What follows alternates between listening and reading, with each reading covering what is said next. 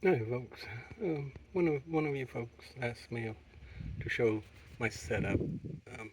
I haven't done that recently, so I'll do that now because some of the things I don't think I've ever shown. Um, this is my bed, and just so you know, this is a Ram 1500 Tradesman Classic, and this is a Lear tall topper. I wanted the tall topper because it needs to be tall. If you got a choice, get the tall one. It gives you so much more headroom. This right here, this long yellow box with the white on top, is my bunk. And there at the far end, right now I've got a bunch of blankets and stuff stored. I'm packing. Packing for a 1 month trip. Well, actually it's about a 6 week trip. Um, my mattress got wet, and so I had to take it out and dry it, and I haven't put it back yet. But I thought I'll make this video without the mattress so you can see my access port. That's how I get into the far end here. And this is 8 foot long, or within a few inches of it anyway. The bed's 8 foot long. And in the back, this is, those are tools. That's a little, one of those little stainless steel stoves, a little extra fuel. I've got I can boil water. Got files. I've got a hacksaw. I've got a wood saw. I got quite a few tools here, and I got a fire extinguisher. And then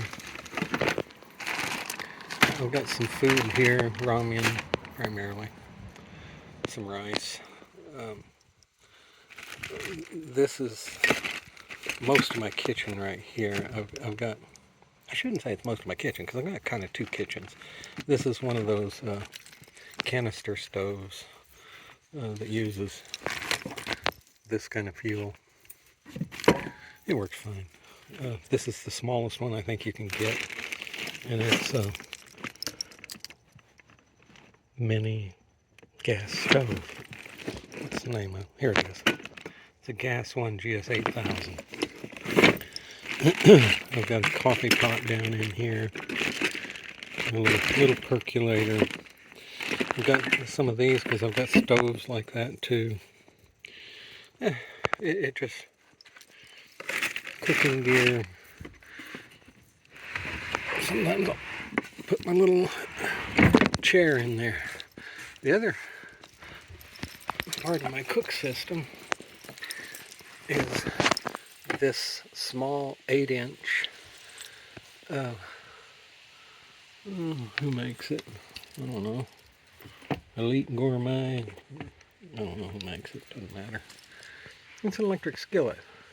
If you can't cook it if you can't make a meal on an electric skillet, then assuming you've got electricity, and I always stay at electric sites whenever possible. If you can't make a meal with an electric skillet, you need to stick to fast food or something. But I've got paper towels up here, a spoon, yeah, that's a flask. I've got a juicer. I like a little lime.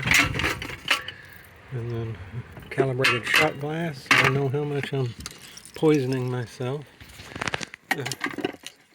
Metal plate. I carry this bowl and a spoon. And where's the other thing? Oh, this right here. It's a spatula. The bowl, the spoon, and the spatula go together with a pizza stone, and that little white object there, it just, I got it stuck back there out of the way right now, but that's a little $20 Walmart toaster oven. And with the pizza stone in that toaster oven, and my spatula and my bowl and my spoon, I do a loaf of sourdough just about every day. Doesn't matter whether I'm on the road or not. I mix up a little loaf that's going to be personal size. I feed my sourdough starter in the morning, and then I'll mix up the little loaf and set it somewhere, usually in the bowl or set it somewhere. And then once I am done, I will take that out my stove or my toaster oven and bake my bread. It works well, reasonably well. It gets a little hot on the bottom, and so I don't get as even a crust. I like my bread really, really crusty, or my sourdough anyway. And it puts a little too much heat on the bottom.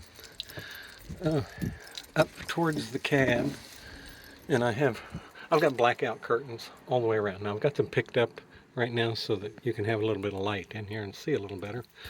But I've got a Jackery 300. I plug it into this power station thing, and it's the Renology, and I've added some stuff to it. I got 200 watts of solar on the roof, and then it goes through here, and then there's a 100 amp hour battery box right back under there. My Jackery has a little solar panel. I don't use it very often, but it's available. I can use it if I need to. I carry a box fan because that makes a huge difference.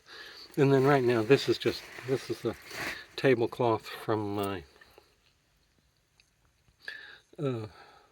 jewelry tray. No, that's a jacket. I have tablecloths in here for my jewelry trailer too.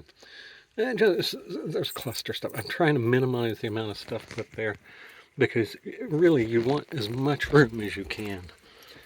And just so many times I've got the whole back of this truck filled up with jewelry, tools, and inventory, of course clothing. But you can see I've got it cleaned out right now. This is my refrigerator. It's an Iceco something or another. I forget which one it is, and then I put the cover on it.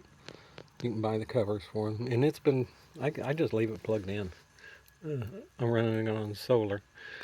I did have to make a change. This the plug. It uses cigarette lighter plugs.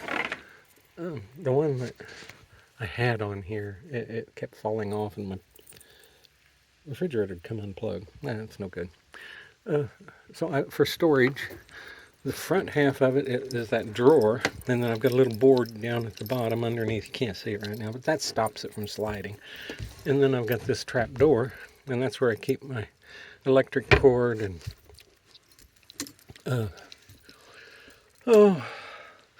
I keep my bug net back there. I've got a Kelty side roads awning, back roads awning.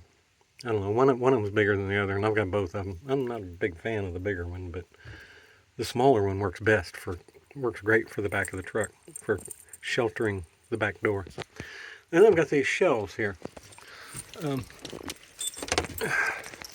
I have some plastic bins that will fit right there, and I just bungee them in place, and I put some of my clothes there.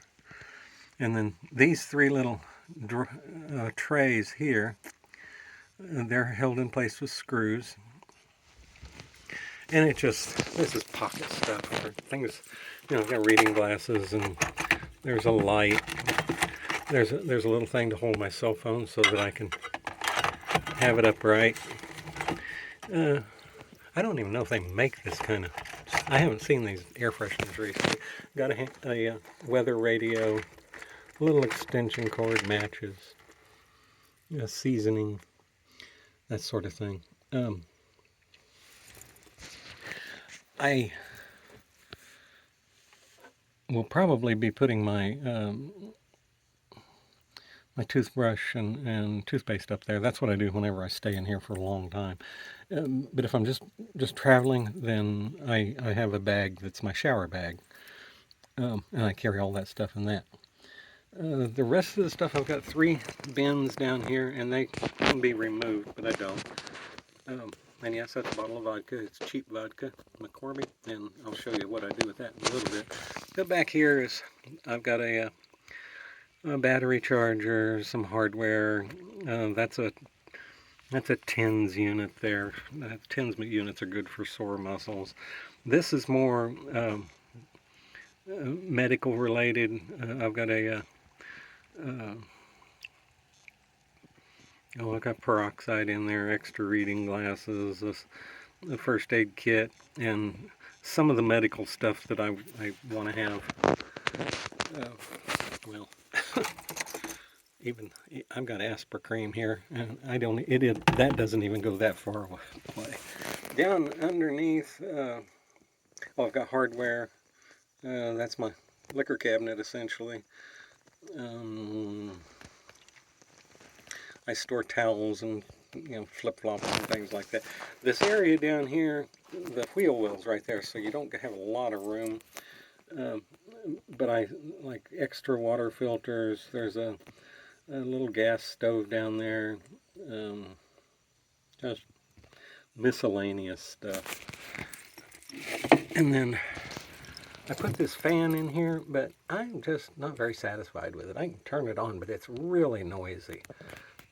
It puts out quite a bit of air, but I don't use it unless I have to. And then I have this little clip here tied to that, and then I hang a grocery bag on that. That's my trash can. And then I always put a bucket underneath it, because a lot of times I will empty liquid waste into that, and I don't want it dripping down on the floor. Now, let's see. This right here is a USB chargeable fan, and it'll run all night. And that right there is enough to keep me fairly comfortable. And of course, there's a not that I need it really, but that's the carbon monoxide detector. I don't use propane in here for heating at all anymore. I've got a little electric heater down in storage here that if I need that does wonderful. Okay, now I'm on my bunk, but these things are great because you'll need more than one plug-in, and you also need USB plug-ins. I've got a short extension cord, and I've got one of those three-way things. There's where my power comes in from the side. This little thing right here holds 12 volt plug-in, cigarette lighter plug-in. That right there is truck power. It came with the topper, and it you can eventually drain your battery with that. So I don't use it a lot, but I do use it some. Charging a cell phone's fine, no problem there. But this area right here, this is the kitchen nearest. I can get to this. I can actually, if it's raining outside, I can plug my electric skillet in, and I can fix a meal without ever leaving the back of my truck. And this is all down at the end of my bed, which is a handy place for it because you want it easily accessible from the back of the truck, because you don't want to necessarily get into the truck to get a few things like this. A mistake I made was putting all of my electrical power all the way towards the front of the truck, which means if you want to turn anything on, you got to get in the truck, crawl over anything that might be on the floor, and get to that. So that was a mistake, but I'm not going to change it.